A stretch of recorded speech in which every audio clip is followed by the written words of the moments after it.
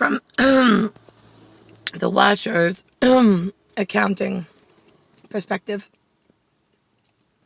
he and I never understood from Omni, or our time capsule, whatever you want to say, why this version of human would ever even cascade in this direction, being at what's at stake for everybody, unbeknownst to them, or whether they know or not. It doesn't matter to us. I mean, we forewarned. How did Front... We already had Forerunner, F-O-R-E, being Dry, and then R-U-N-N-E-R, which is Nicole and Niklaus. So there's always been a Forerunner. It's always been him and I. We're the only ones. We're the all area supervisor, and we're the Omni.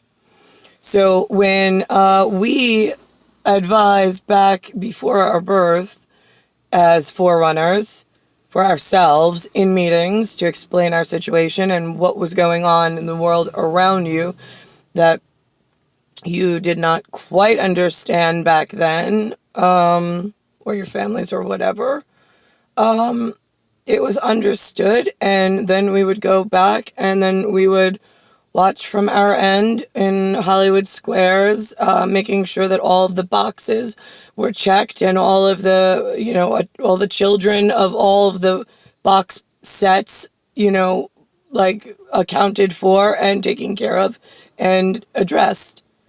So how is it that I get here, and now all of a sudden I have a Yahtzee Nazi account from my Forerunner, making sure that I had all of my boxes in check so I didn't encounter a problem and I didn't get forced into a chewy conversation after, you all woke up screaming about Nazis and Jews and Auschwitz and burning people, and then there were witnesses, but they don't ever talk about China, because that's where Jews come from that got burned in the Auschwitz. I know that they said it was Poland, but it was really the Jews in China and Pacific Prodigy. So why doesn't anybody talk about that? Why are you all, right? And then his name's Hitler, so then I got punished, right? But Hitler was in Germany, and I don't know what was going on. That Warsaw, Poland was a different family completely. That we made mention of. We made notation of it as well. Let's see, as Forerunners, we knew we were coming in for a problem. Alright, my little string bean, look, he looks like an elf tonight. He looks very Scottish, like elf, like he should be riding a unicorn is actually what he looks like, in fairy tales that I've help put together and send through creative thought elsewhere in times and space and time capsule material. All right, so to explain to myself when I got to this all area of nobody civilized. All right, so String Bean tells me, the little elf guy tonight, riding his unicorn, that worms have 4 hearts. I love you. I said, in our world, yes, they do, darling. I said, it's just we're amongst these things. I said, and that's not typical speak for them. I said, but Mom understands. He looked at me, he was like, and my father was trying to communicate, and as obnoxious as all area Korean makes him with his broken head case, and then all of a sudden it like snapped, and then like he became me for a moment. We had such a nice conversation.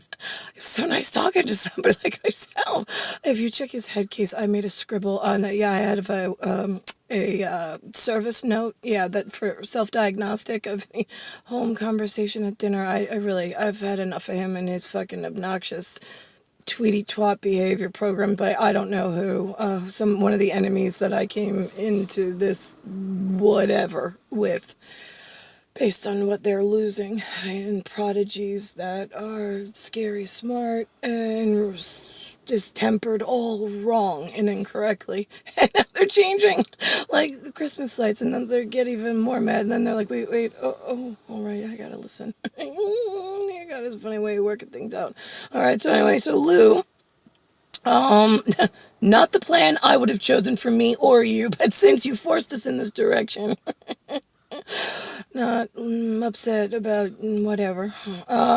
So, with Lou, right, that says something about German potato salad with kidney beans, the KID, I see you, right, oh, the beans, right, the BEANS, oh, that's my special, I am the German kidney beans, right, the potato salad, right, with an avocado, Lou, oh, I don't know about that avocado, it's very fattening, it's good for the face, though, whatever. So anyway, that was his ID for his service self-diagnostic note that I wrote, like, in time capsule, whatever. There's no time there. So when that worked, before it got all fucking broken with sprinklers and people, like, installing things I never approved and said no to. And then they were like, well, she made a mistake, so I'm just going to take this for mine. And that's what's been happening, is a whole lot of stealing of stuff and time and whatever. And it's a big problem for everybody. Not that the prodigies care, but whatever. The prodigious is what I call them. In the class, and I are the all area supervisor. Puts us in a precarious position when you stick us away from one another, and then all your personalities start changing because the life programming is not going to work out for you. It's based on him and I. I mean, we stay the same. My head connection, you fucking disconnected that. My connection to myself. But it does come back to me in the end, because there are other plans in Hollywood Squares that need attending to as well, and they're having some service issues themselves. All right, so in this neck of the woods, oh, this is the part of New York, this is the Asian invasion, ASIANINVASIN, where the Asians come over and just settle themselves in and think they belong. Go figure. Nobody told you could come, for sure. And this is the one with the mosquitoes. There's these fucking they're blood-sucking bug, BLOODSUCKING, BUG. We don't have them everywhere. That is a special anomaly they made just to fuck with this journey, so I had reference points as to which version of New York this is, because not everywhere has blood-sucking anomaly, disease-carrying whatever. But then again, not everybody wants to push God with a Jason Jew Romer accountant that's gonna have a fucking problem with everybody. So we had to stick a couple of those things in, right, just to make note for all area everywhere when we're never doing this again, right?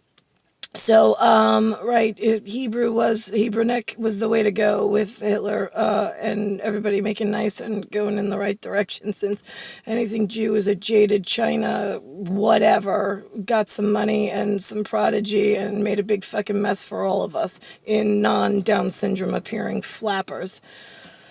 All right, so what else do we have? And I don't give a shit, never did, never will, right? So I'm in the mosquito plan for Hollywood Squares that can move some things to get me in the right fucking skin appearance with the right man for once, rather than the front runners. All of a sudden, front runners popped up. I'm like, what the fuck is a front runner? They're like, no, they have this other alternate like route for you and Nicklaus all of a sudden, and it ends in something called a Tia Frio. It's where they rob time because they're giving you a Romer Jew ugly and a Tia Frio who's a cross-dressing male. That means he dresses like a girl in bed, and but he's got male parts. Why would anybody make him something like that?